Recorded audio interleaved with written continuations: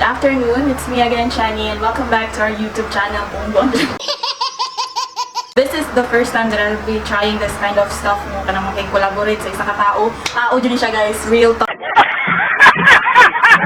First time po din niya mag-ingunanin no, sobrang may buang din niya, pero hala, kaya nakulimata si Inke.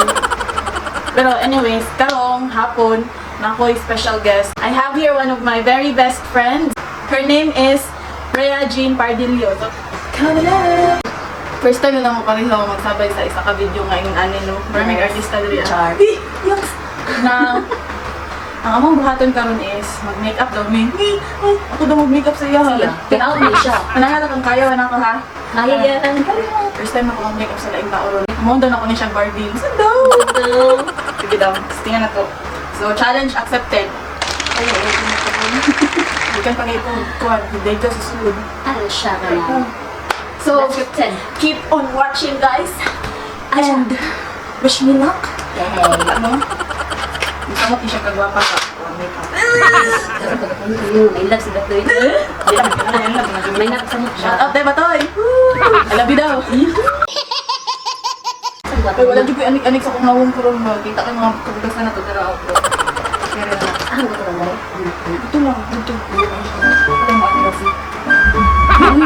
Okay, so naman siya talik sa Johok. What is that? English. Paano siya? Aloe vera. Aloe vera. So, safe ni siya pang butang sa nawong. Paano siya pang moisture? Moisturize mo. Yung nawang before mag-kuha ng makeup. Mapin, masentag ka spray na ito yung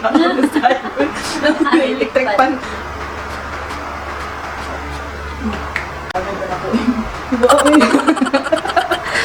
Oh, ang gamiton sa iya kay ang matte fit me nga Maybelline foundation. Hello! Dang. Anong kalalabas dito? Barbie kaya ni? Simple but terrible. Char. Anjod? Butog ng...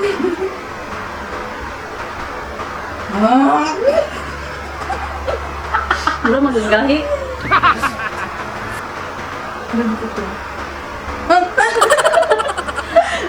Pwede apil. Alam mo, ako. Siguro. Finish a fit me, 22. Skin work use it na bush. Pang kuhan, pang tanong ko. Ay, pang parehas kita ko. Kulay. Puti mo. Ano siya po? Ano siya? And next kay concealer. Ito na to sa mga eye bags.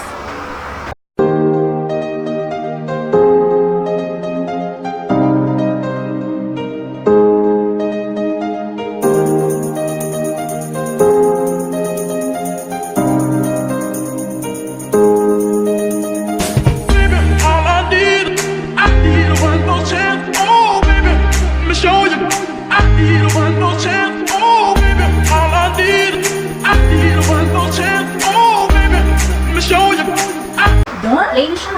Daw? Ay, tanaw ba na kami niya?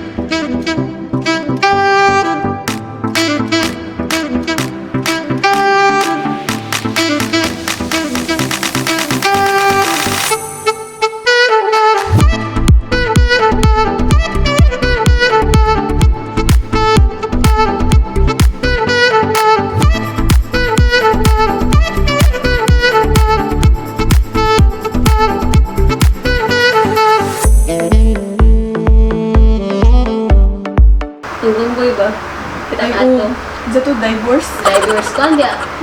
Sala ba siya ako? Kaya mate din siya. Ay, ang nakaamo siya brush na. Asa man to siya nangamo sa UAE?